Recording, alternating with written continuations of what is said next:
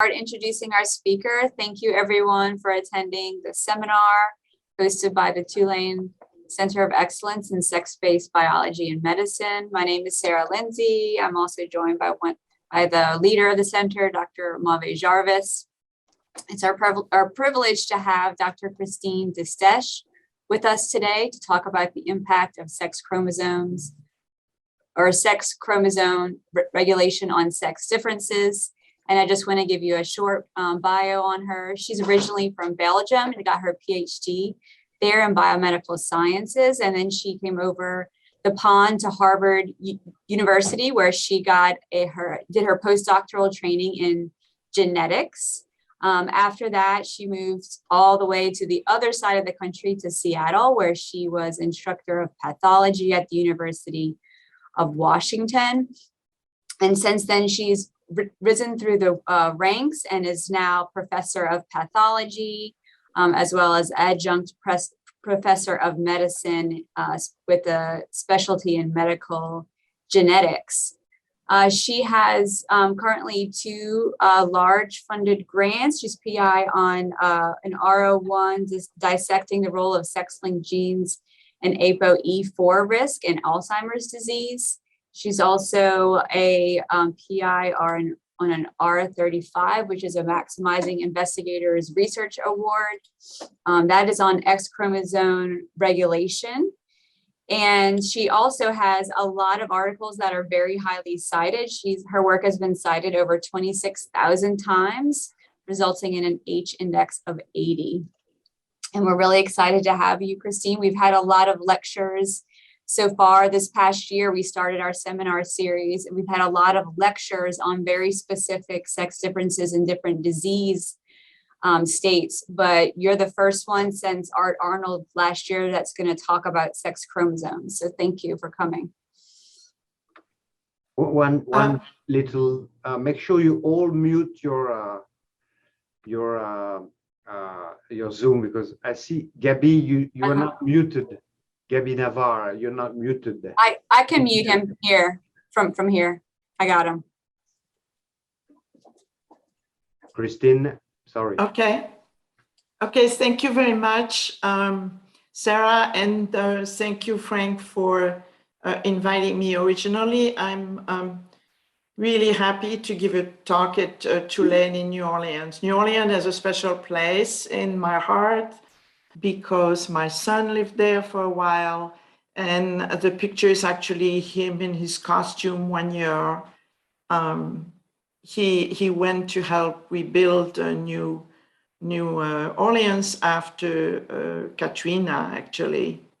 So New Orleans is it's really a beautiful place, and I very much prefer to be there than to be sitting in my living room today, but that's the way it is nowadays. I'm sorry also about the terrible tornado you had, I heard in the last couple of days, and I hope that everybody is doing okay, and that it will be rebuilt in that part of town. Anyhow, today I'm talking about the sex chromosome, my favorite chromosome, obviously. And first, I want to put everybody on the same page and remind you that male differ from female for very important genetic difference, which is the male is XY and female is XX.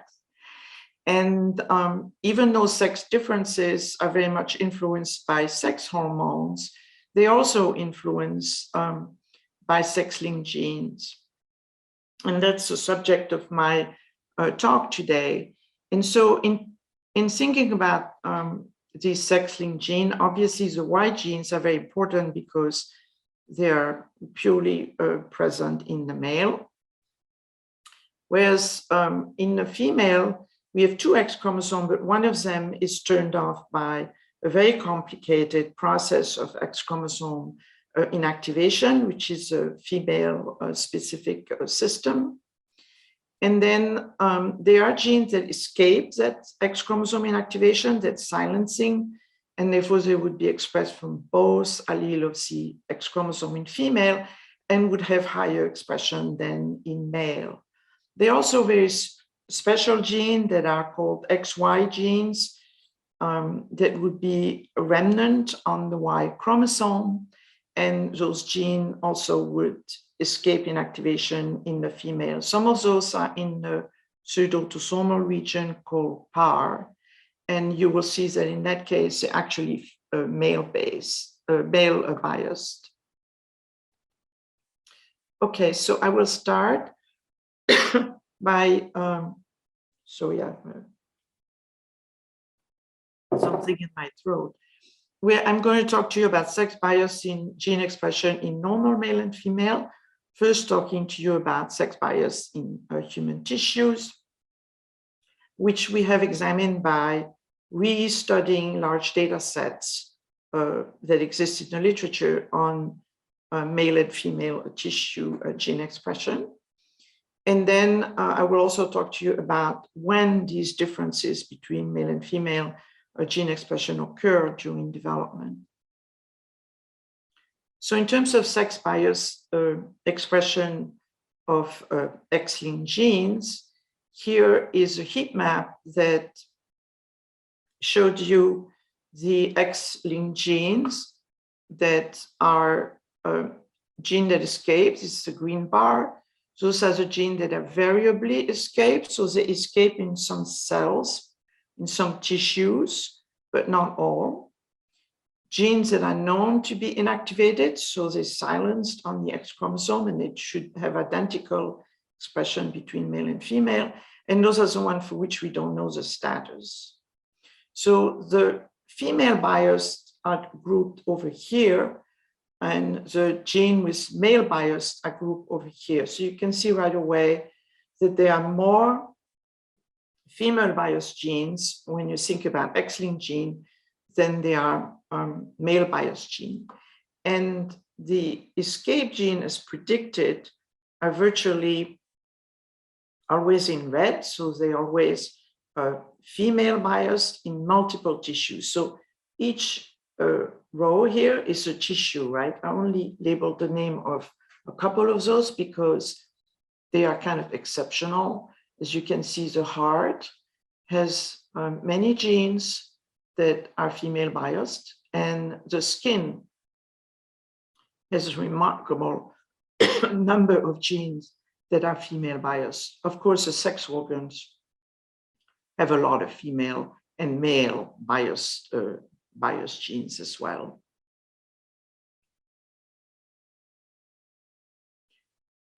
So the X chromosome effect on female bias can be seen if you look at brain. There were no brain shown in the previous slide, but here we have the brain region, different brain region.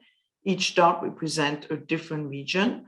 The red plain circle are the female brain, and the males are the square, blue, etc. And the different types of data set, either by array or RNA-seq or single cell analysis. And each graph shows you the percent of X-linked genes versus that of autosomal genes that are biased. And you can see that generally the female biased genes are often, there's a higher percentage of X-linked gene than autosomal gene, as would be predicted. That so the X chromosome has a number of these female biased gene. And this is true in the brain, but this is true in the non-brain and immune cells. And you can see a stronger effect here, where here you have all the female biased genes, and they clearly separate from the male biased gene in terms of the effect of the X-linked gene versus the autosomal genes. Now, the brain region can differ also in the extent of the bias. So, for example, the hypothalamus here has more genes that are female biased, whereas the cerebellum seems to have more genes that are male biased. And when looking overall at the percentage of female biased gene, it's clearly highest for X-linked genes. So here you have two different regions of the brain, and you can see the cortex has many more than the cerebellum. And then here's the heart. And you see that for the X chromosome, the female, so the red bar is always bigger than the blue bar, but it's not so true for the autosomal gene, which are more equally male and female biased.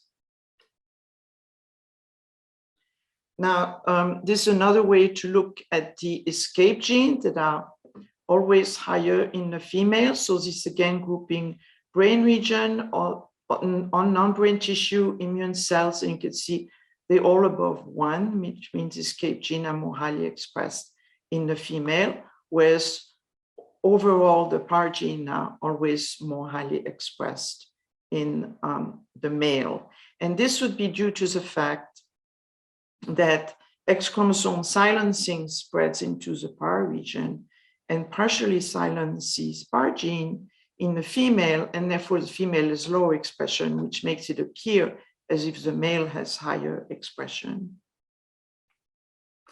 Now, one of the things that we have been looking at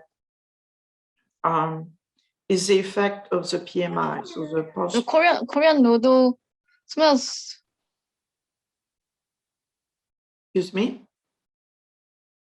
We have been looking at the postmortem interval effect on sex bias. And you can see it has a strong effect. So again, comparing different brain region to other tissues. So each dot represents a tissue, each dot here represents a brain region. And you can see that if you look at a short PMI of 0 to 7 hours versus a very long PMI here for the brain, for the other tissues, the PMI can be shorter. It's easier to isolate quickly. And you can see that the percent of sex bias gene is very much influenced by the PMI. It's much higher for the short PMI. For the brain, certainly it's the highest effect, but there are some effect in some of the other tissues. And to look at that in more detail, then if the tissue where we saw a strong difference are the skin, again, the lung, the liver, and the heart. And so when you look at this tissue, let's say live tissue, immediately when it's taken to some hours postmortem or longer after postmortem, you see a steady decrease in the number of sex bias genes. And that's true for the heart.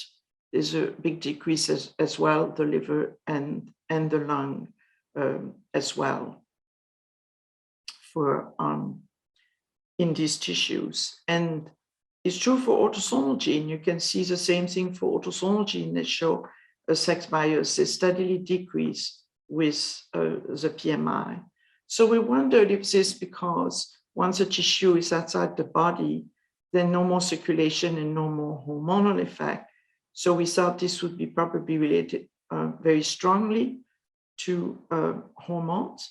And so we looked at genes that respond to estrogen, so ESRR gene, or to androgen receptors, so ARR genes. And you can see that there is also a visible decrease. So in that case, this would be the short PMI and this would be the longer PMI, so taken early or late, here labeled a little bit differently. This is the early PMI, late PMI. You can see there's a steady decrease in this gene. So there's a significant drop for both the female bias gene and the male bias gene in brain and non-brain tissue, but we didn't see that effect in immune cells and not much in the sex organ.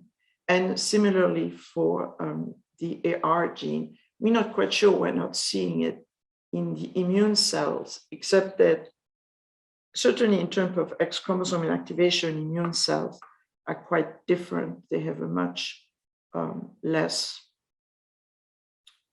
extensive silencing of gene in immune cells. Okay, so there does seem to be an effect, hormonal effect as well. So I think these sex bias are very much a combination of sex-linked gene and hormones. So conclusion from this very first part is that sex bias affects linked autosomal gene expression vary between tissues. And in our study, I'd like to say that we looked at fairly subtle sex bias. Those are not big gene expression differences between male and female. There are some tissue like the skin and the heart that has strong sex bias in gene expression. The escape gene are pretty much always female bias and the PAR gene male bias. And the PMI has a strong influence on sex bias, which suggests hormonal effect. Okay, so now I'm going to talk about sex bias during development. So we've been interested in knowing, are there sex differences during early development? Because hormonal effects only occur later, right? And so when our question was, if you look at embryonic stem cells, do you see differences? So one of the things that has been known for a long time is that there is a sex ratio, that the sex ratio is biased in terms of birth in human, and there are more males that are born than there are females. Now, this is a map of the world, and you can see almost everything is greenish or blue, which means that there are more boys. But also you see there are some countries like India and China where there's artificially a very high number of males born, but that's because humans have intervened to do that. But no matter, it remains true that overall there's slightly more boys that are born than girls.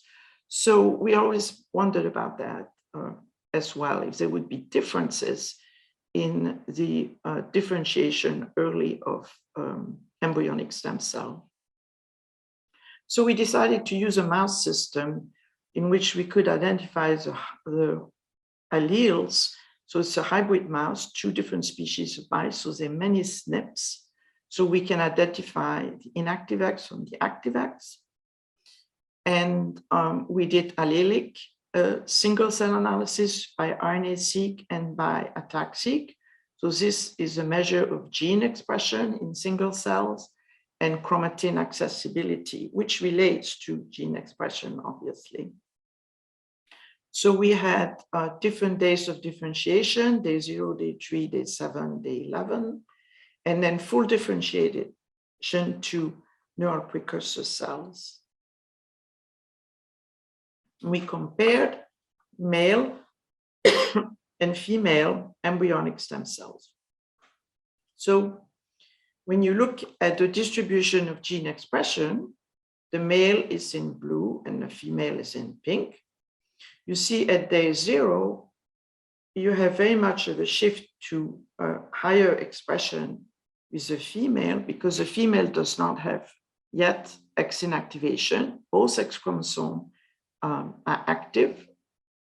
And then as differentiation progresses and X inactivation takes place, then the difference between the male and the female decrease. You see at 7, here's a much lower, and then at NPC, it's the lowest, but there's still a little bit more expression from the female cell, which could represent expression of these escape genes that do not get inactivated. So you can use this kind of data and construct trajectories of gene expression of these single cells. So we did that, say, in females.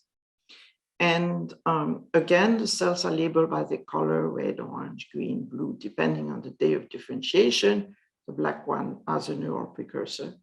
And you can see that you generate 3 branches.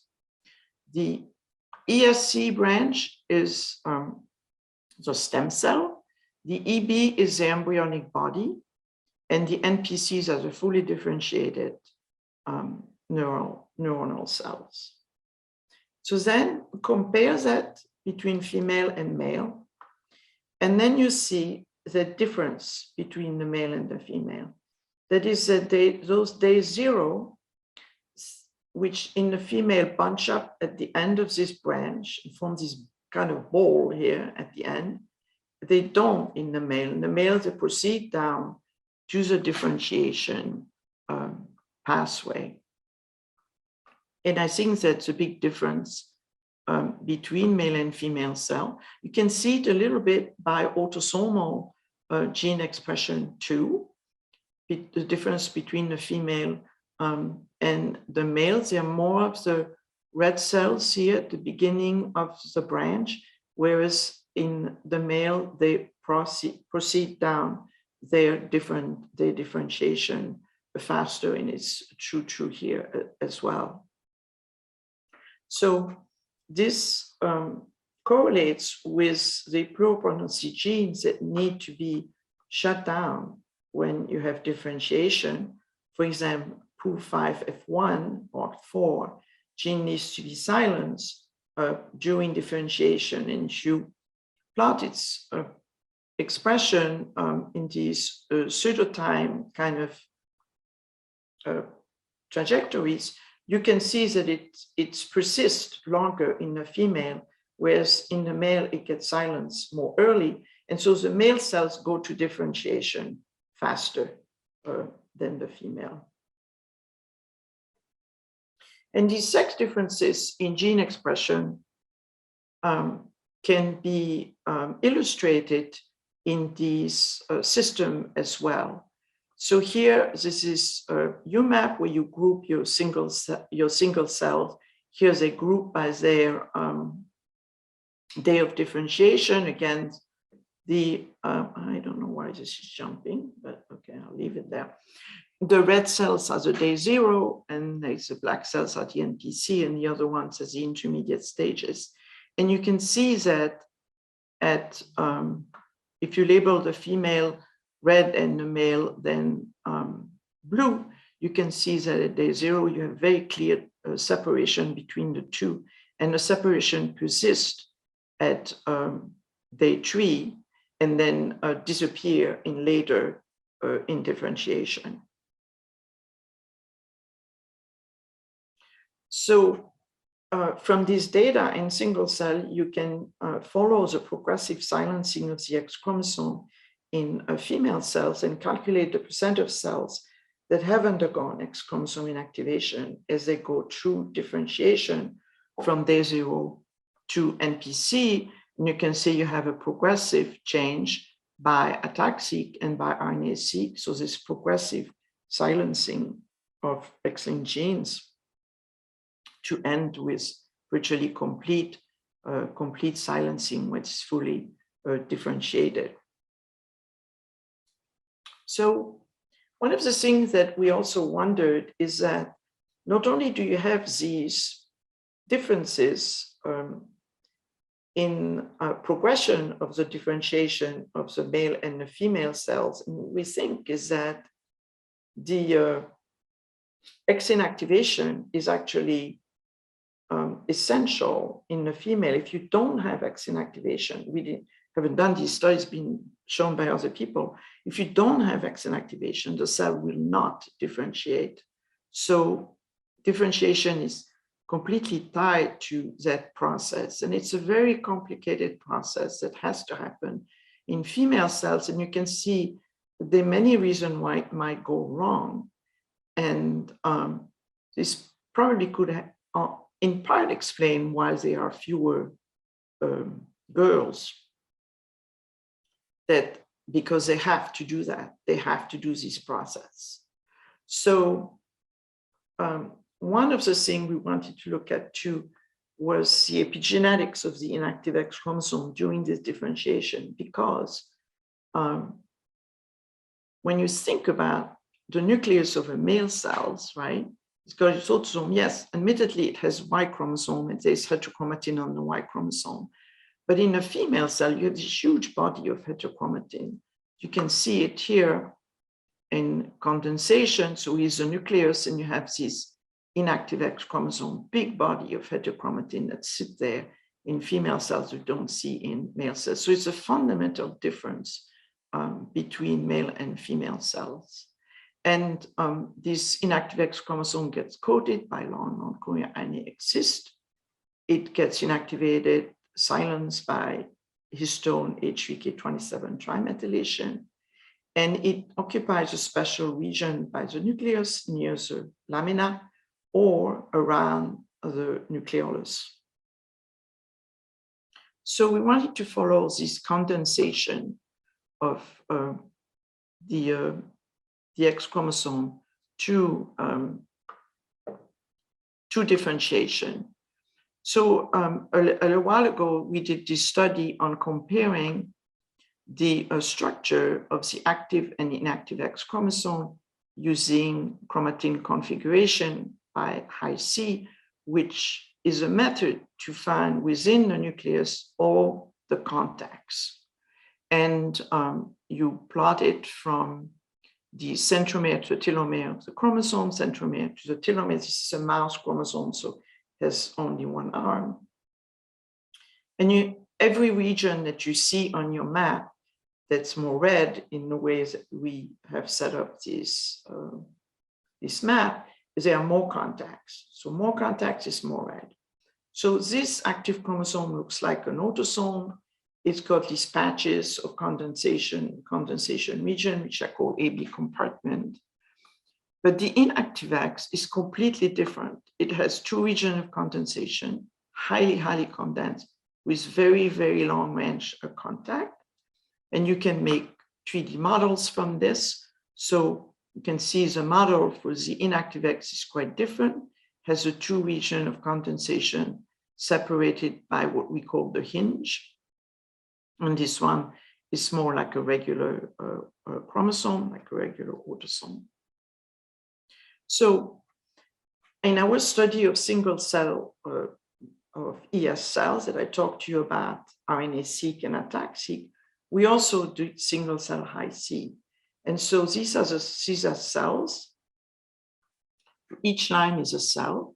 And if you compare the inactive X to the active X, the inactive X has this extremely long range contact. So we're in the 36 megabase size contacts, whereas the active X has mostly higher number of contact in the 80 to 500 kb range. So there's a fundamental difference between the two chromosomes. And you can visualize it by plotting these variation along these contact distance. And so you can see that the active X chromosome is a pattern like this. So it has more contacts in this middle range of 200 to 500 kb. And then the inactive X is more contacted, extremely long in the megabase region. So using this as a measure of the establishment of a condensed chromosome from stem cell to NPC, so going back to our differentiation, you can see that for the X chromosome, you have progressive changes in the pattern, and at the end, you can see the difference between the two alleles. So at the beginning, the two alleles are the same, and then eventually they differentiate in the two different patterns, the active and the inactive. And autosome also somewhat change pattern and also acquire a slightly more of the long range contact, just like the active X. So there are general change all over the genome. And these correspond to what we can see by marking heterochromatin. So if you stay in heterochromatin protein 1, in ES cells, you see nothing. They're very uniform chromatin.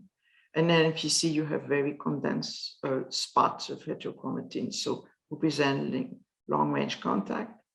And for the X chromosome, you also see nothing in the ES cells. And if you differentiate, then you see the appearance of the inactive X chromosome, which is marked by H3K27 trimethylation.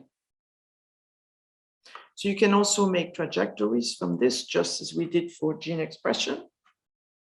And you can distinguish an early branch with the cells that are the day 0 cells, an intermediate branch, and a differentiated branch which contains the NPC and the day 11 cells mostly as well. So in making a table of the percent of cells in each category, you can see for the NPC, at this stage, you mostly have cells that show a differentiated pattern. And at day 0, you mostly have cells they do not show this pattern and are in the early branch. And what was interesting is that at day 0, you have 2 populations of cells. So at this stage, intermediate branch is a mixture of 2 different patterns. And because we're looking at single cell, we're not averaging what's happening. We're looking at each cell differently. So when we then put this data over our data on RNA-seq and ATAC-seq, we see the condensation of the X chromosome during differentiation is delayed. It occurs later at each stage.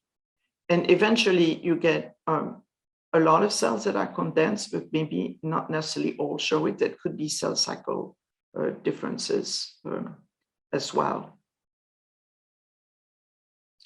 And so this was basically our final model, is that as you go to differentiation, you go to these different stages of nuclei. These represent nuclei. Early on, you have nuclei that very uniform chromatin, they have no condensation, and then they start condensing chromatin in these stages. And then they acquire this highly condensed structure with the inactive chromosome, with this very, very condensed structure in red here. But at day 7, we have a mixture of the two. We either have this or we have that. We don't have any intermediate between these two, suggesting that this is a phase separation, that once protein that produce a condensation are in sufficient amount, then things condense. And so you have cells with condensation and cells without it. And eventually, then you have maintenance of this condensation of the structure. So this again points to the complex nature of the onset of X chromosome inactivation in the female cells. And again, a big difference between male and female cells. So conclusion from this second part about embryonic cells is that they are sex biased in X-linked gene in embryonic cells way before you have action of hormone. X inactivation is essential for going forward with differentiation. And heterochromatin and X condensation seems to be discrete event in individual cells. Okay. So now I'm going to talk about X chromosome aneuploidy, sex chromosome aneuploidy. So all these sex-linked gene differences obviously would be important for sex chromosome aneuploidy. So remember the schematic about the normal male and normal female and the different types of gene, the PAR gene, XY gene, the X gene escaping X inactivation, and then just plain X-linked gene that escape inactivation but are gone from the Y. If you have Turner syndrome, you have a single X chromosome, it's active, obviously, otherwise be dead. You have to have an active X. So just one X chromosome. So deficiency for these other gene, the Y gene, the R gene, or this gene in a female. The Klinefelter is a male, so Turner is a female. The Klinefelter is a male, but has too much of this gene for a male, has extra escape gene expression. And then XXX has also too much expression, and this is a female again. So if one looks just simply in blood from Klinefelter patient and look for the expression of a gene in a female XX or Klinefelter XXY versus a male XY, for inactivated gene, you see a very tight curve, and basically there's no difference. The genes are inactivated, so they're similar in male, female, less similar with Klinefelter. However, if you look at escape gene, they all have higher expression in females and higher expression in Klinefelter. So does this cause problem? It does cause some problems. So this is from the 2UP IQ schematic for the XXY and the XXX are from Tartaglia. And they show that there's a shift to lower IQ for XXY and XXX versus the control. And the lower graph is from Armin Rasnahan and shows that in terms of brain volume, the more you add X chromosome, the lower is the brain volume. So it's an effect when you compare the XXY to the XY, for example. It should all, however, he said that 75% of people with Klinefelter will never be diagnosed throughout their lifetime. So it's a very mild phenotype in many people. And similarly, XXX is a mild phenotype, although it's a little bit more severe in terms of learning disabilities. So we wanted to have a system to look at aneuploidy of the sex chromosome. And obviously mouse model would be great. And Arnold has some of these mouse models. And the good thing about that is that the littermate provide isogenic tissues. But we also were interested in human systems. And so we made isogenic iPS cell lines. And because we wanted to look at relevant cell types. So we wanted to look at neuronal cells, and there are neuronal phenotype in XXY and XXX, for example. They also heart phenotype, for example, in Turner syndrome, they're important. And so we also made them in cardiomyocyte. So the iPS cells were for just trying to go into representative tissues of the abnormality in the syndrome.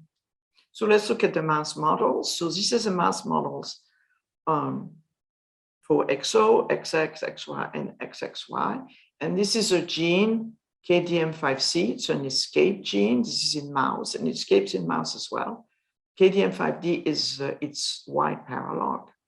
And you can see this gene track beautifully with the number of X chromosome or the number of Y chromosome in these mice. So definitely, in this mouse model, you can see the same thing that we could see with escape gene in human, that you have an effect of adding extra X chromosome. But when we looked at autosomal gene expression in these mouse models, we also saw a number of differences. We saw that there was increased expression, so it'll be up or down in this pairwise comparison between different types. And the frontal, there were very strong difference between tissue. Frontal cortex didn't show that many differences, but the heart show very many differences in these pairwise analysis. For example, in the comparison of the XO to the normal, there were many differences.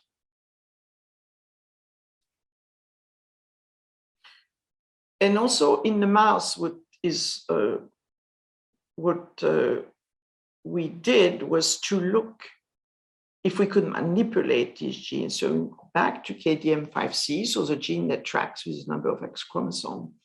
And we use a cell line, a neural cell line, to see what happens if you knock down KDM5C, and which would be like removing this X chromosome, or when you add extra copies. So we manipulated the level of these genes. We didn't really totally remove it, but we manipulated levels by down or overexpression.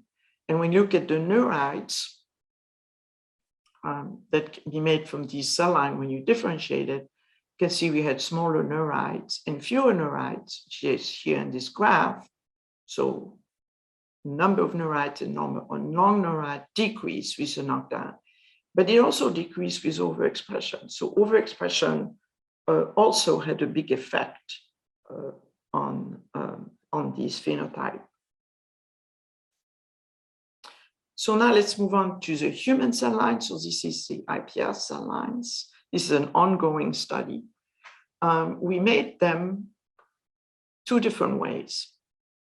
We made them by cloning lines from mosaic individuals. So it's mosaic patient blood, and we cloned XXY and XY line, and then we made neural precursors, and we also made cardiomyocyte from these lines. So in this case, the whole genome, all the autosomal gene, everything is the same except for the number of X chromosome. And the other way we made it is by targeting a selectable marker to exist. So exist, as I showed you before, is that long non-coding RNase that covers the inactive X chromosome is absolutely essential for X chromosome inactivation onset. And so we put in there a TK, thymidine kinase, and a neomycin gene to select it, to select the cells in G418 originally, but then we selected in gangs-lacovir to select against these cells that would express this gene.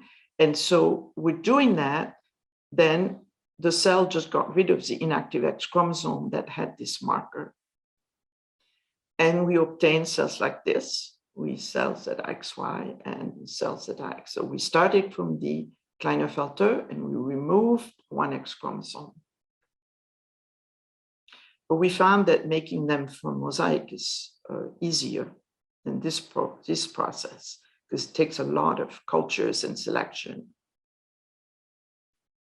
So now having these, we looked at escape gene first and pseudo-autosomal gene, and do they behave normally? And for escape gene, again, just like you saw in the mouse model, you see this gene KDM6A, which is a gene that is also consistently escape inactivation. It shows it tracks really nicely with the number of X chromosome, and both in the female line and in the male line. And the pseudo-autosomal gene that are male biased, you can see that they are more highly expressed in the male than they are in the female. So then,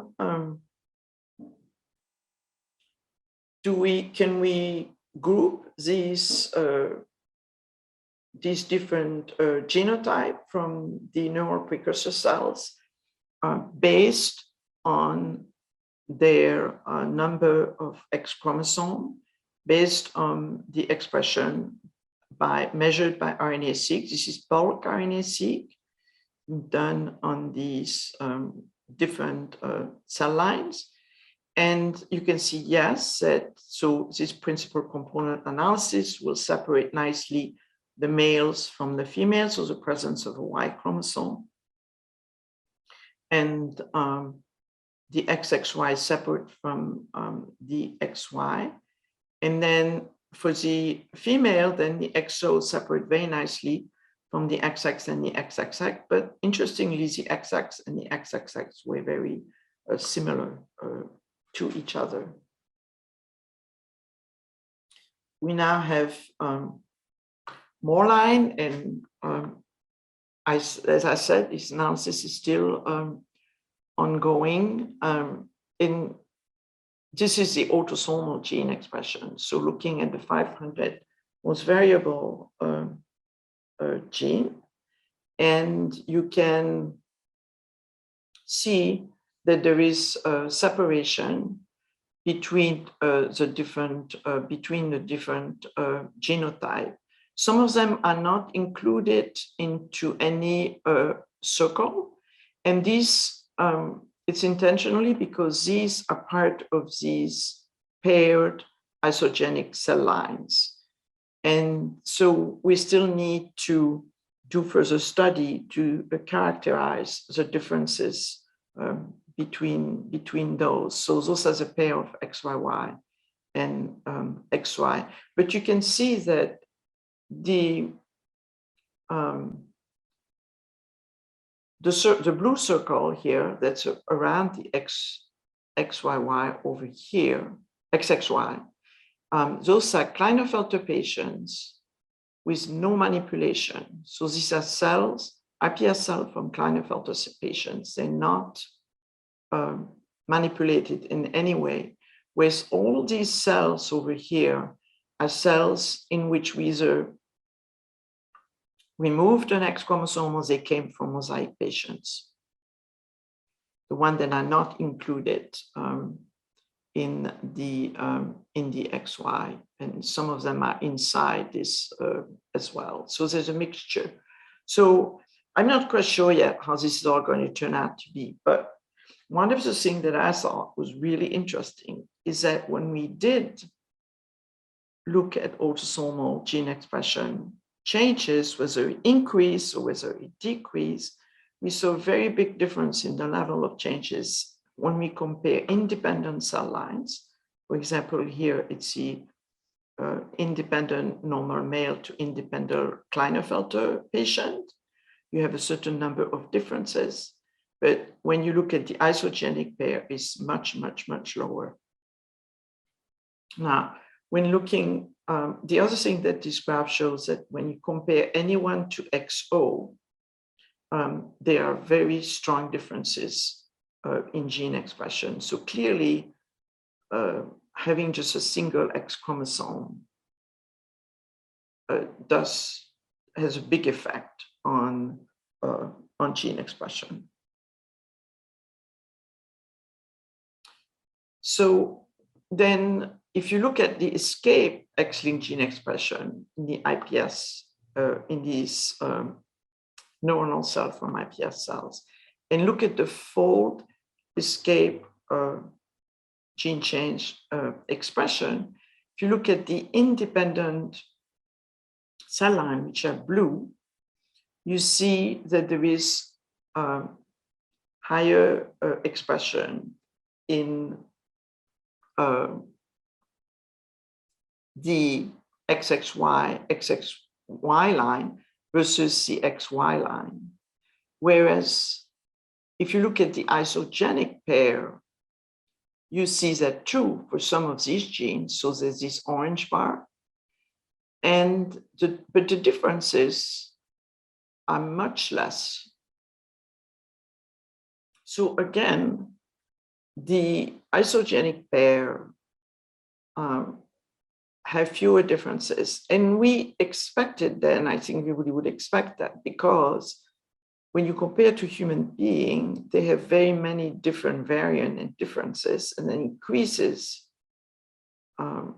your detection of changes that are unrelated to their genotype. So using the isogenic line, the idea was to eventually pick the genes that really are significantly different in these isogenic pair, and then manipulate them just like we manipulate a gene in the mouse to see if there is an effect.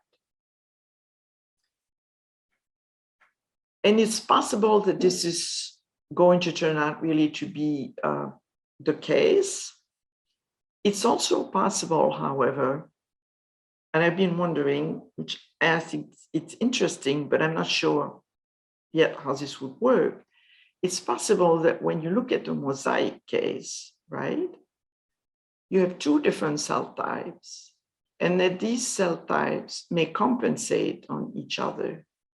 And there are all sorts of things that are made by the normal cell type that may help the abnormal cell type and may diminish the effect, the negative effect that would occur on the abnormal cell type. So in a mosaic case could have some compensation. And in the cell line in which we removed the inactive X chromosome, there also could be a lag of changes that would occur in the cell type, or maybe one change. Maybe there are things that had occurred in the XXY line that would just stay there.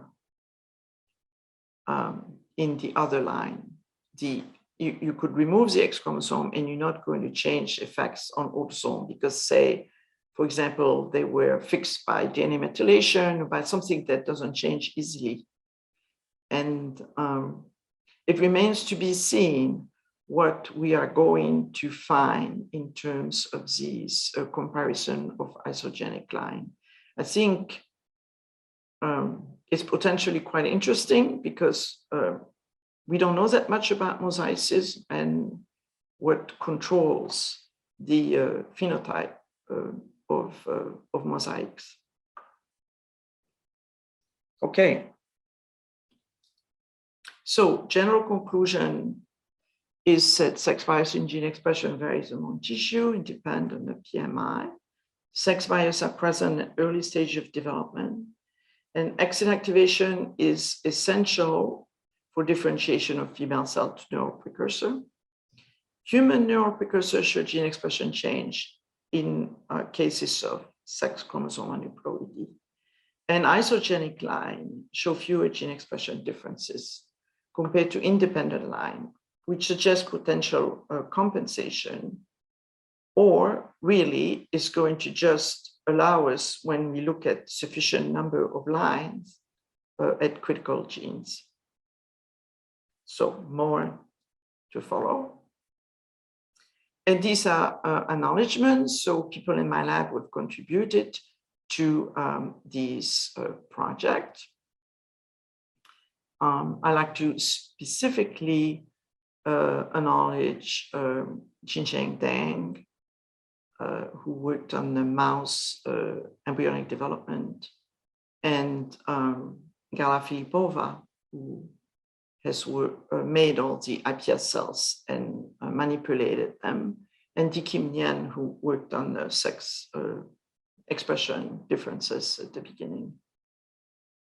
Then we collaborate very much with the Genome Science Department, and Giancarlo Bonora was main author on the single cell analysis in Bill Noble's lab. And then we collaborate also with Jason Durin called Trapno. Then at Ice Cream, Chuck Murray and Jessica Young for differentiation of cells. And then we have collaborated outside when shoes at UC Riverside doing analysis. Klaus Gravel and Hans Kakerbeek have given us some of the mosaic cell line, and then Van Dyck some from the Mayo Clinic. At Arnold, the mice with a different number of sex chromosomes, and we have some collaboration with Armin Rasnahan and Jun Su.